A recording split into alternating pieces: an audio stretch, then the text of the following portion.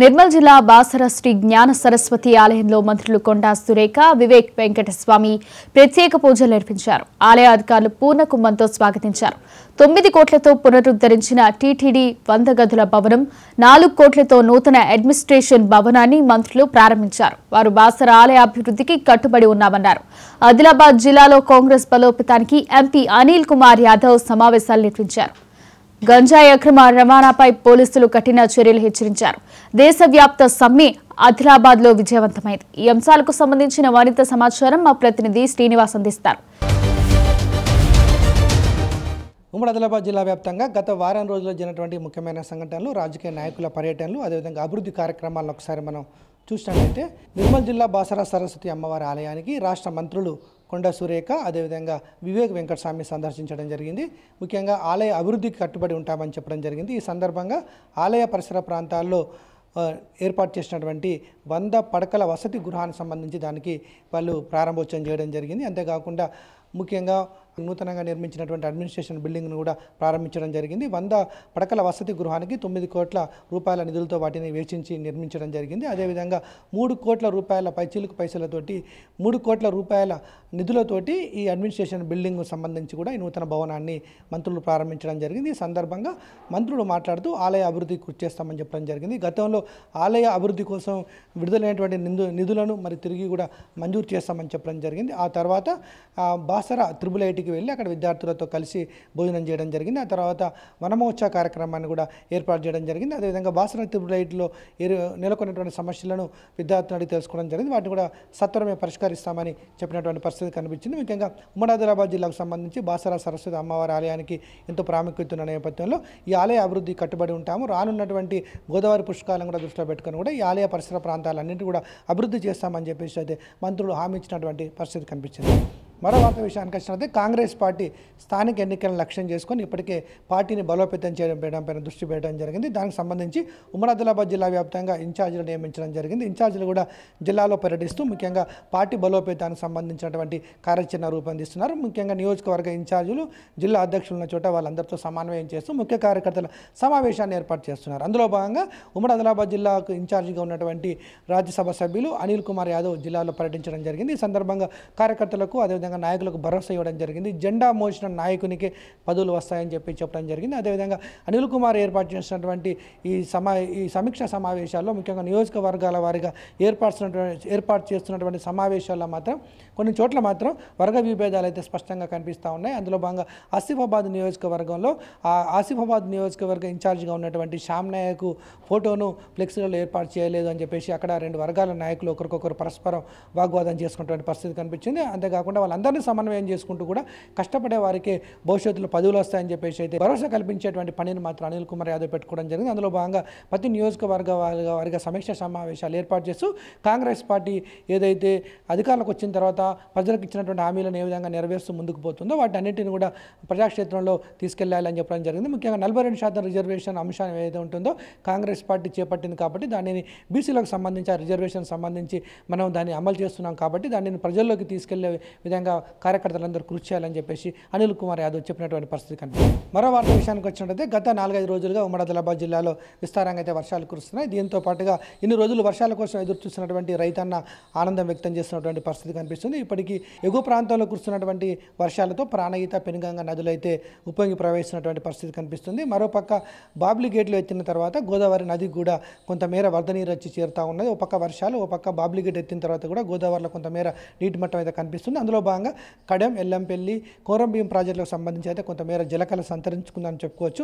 అందులో భాగంగా వరద ఉధృతి ఎక్కువగా ఉన్నటువంటి కోరంభీం ప్రాజెక్టుకు 3 గేట్లను ఎత్తి దిగువ ప్రాంతానికి నీటిని వదలడం జరిగింది. కడెం ప్రాజెక్టుకు సంబంధించి మాత్రం ఒక గేటుని ఎత్తి దిగువ ప్రాంతానికి అయితే నీటిని వదిలినటువంటి పరిస్థితి కనిపించింది. కానీ ఎల్లంపల్లి జలాశయానికి 20 టీఎంసీల సామర్థ్యం ఉంటే ఎల్లంపల్లి జలాశయానికి ప్రస్తుతానికైతే 9 టీఎంసీల వరకే నీరు వచ్చి చేరుకున్నటువంటి పరిస్థితి కనిపిస్తూ ఉంది.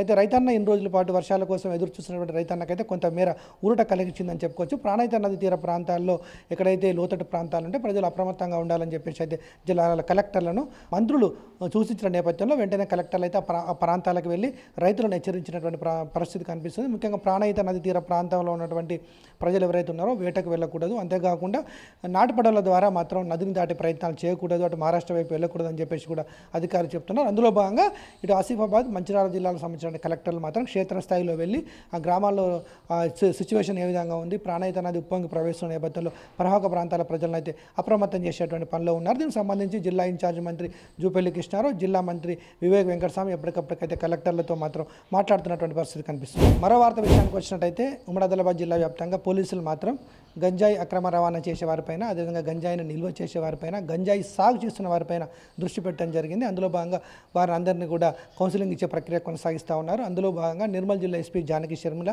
ఆదివాసీ పరిసర ప్రాంతాల్లో పర్యటిస్తూ ముఖ్యంగా ఆదివాసీలు ఎవరైనా కానీ గంజాయి సాగు చేస్తున్నట్టుగా మీ దృష్టికి వచ్చినట్టయితే పోలీసులకు సమాచారం ఇవ్వాలని చెప్పడం జరిగింది. ముఖ్యంగా చట్ట వ్యతిరేక కార్యకలాపాలకు ఎవరు పాడుపడినా వారిపైన ఉపేక్షించలేదు, వారిపైన కఠిన చర్యలు తీసుకుంటామని చెప్పడం జరిగింది.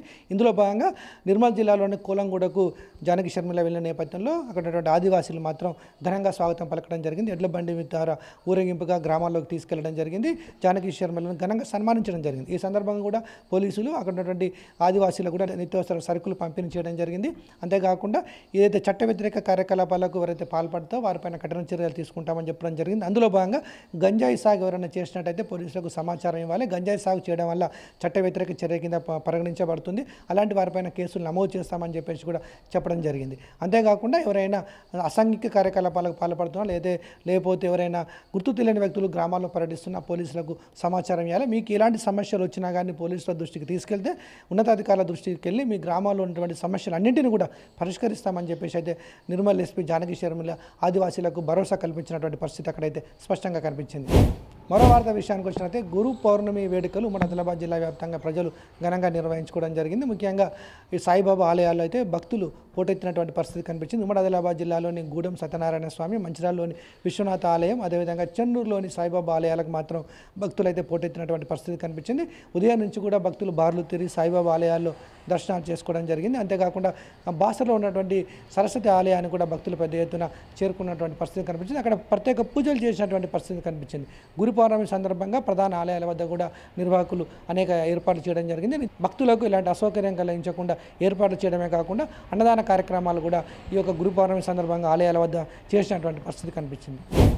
మరో వార్త విషయానికి వచ్చినట్టయితే దేశవ్యాప్త కార్మికుల సమ్మె ఉమ్మడి ఆదిలాబాద్ జిల్లాలో విజయవంతమైందని చెప్పుకోవచ్చు. ముఖ్యంగా ఒకరోజు టోకెన్ సమ్మె పేరు మీద కార్మిక సంఘాలన్నిటి కూడా సంఘటితమై కార్మిక చట్టాలను ఇబ్బంది కలిగించే విధంగా 4 లేబర్ కోడ్లను కేంద్ర ప్రభుత్వం తీసుకొస్తున్న నేపథ్యంలో ఆ యొక్క 4 లేబర్ కోడ్లను వెంటనే రద్దు చేయాలని డిమాండ్ చేస్తూ ఉమ్మడి ఆదిలాబాద్ జిల్లా వ్యాప్తంగా కార్మికుల లోకం అయితే ఒకరోజు టోకెన్ సమ్మె అనేది నిర్వహించడం జరిగింది. దేశవ్యాప్త బంద్లో భాగంగా ఇటు సింగరేణి పరిసర ప్రాంతాల్లో మాత్రం బంద్ విజయవంతం జరిగిందని చెప్పుకోవచ్చు. ముఖ్యంగా జాతీయ కార్మిక సంఘాలతో పాటుగా ప్రాంతీయంగా ఉన్నటువంటి కార్మిక సంఘాలన్నీ కూడా సంఘటితమై ముఖ్యంగా దేశవ్యాప్త బంద్ను ఒకరోజు అయితే విజయవంతంగా నిర్వహించడం జరిగింది. ఈ సందర్భంగా కార్మిక సంఘాల నాయకులు మాట్లాడుతూ 4 లేబర్ కోడ్ల ద్వారా కార్మికుల హక్కులను కాలరాశ ప్రయత్నాన్ని కేంద్ర ప్రభుత్వం చేస్తుంది కాబట్టి వాటిని వెంటనే రద్దు చేయాలని చెప్పడం జరిగింది. సమాన పనికి సమాన వేతనాన్ని కల్పించాలని చెప్పడం జరిగింది. పాత పెన్షన్ విధానాన్ని మళ్ళీ తిరిగి పునరుద్ధరించాలని చెప్పడం జరిగింది. అదేవిధంగా ప్రైవేటీకరణను వ్యతిరేకించాలని చెప్పడం జరిగింది.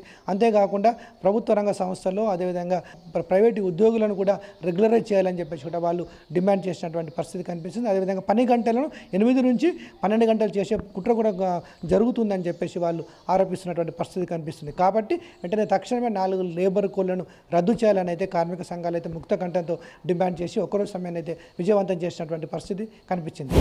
ఇది ఓవరాల్గా ఉమ్మడి ఆదిలాబాద్ జిల్లా వ్యాప్తంగా వారం రోజుల పాటు జరిగినటువంటి ముఖ్యమైన సంఘటనలు.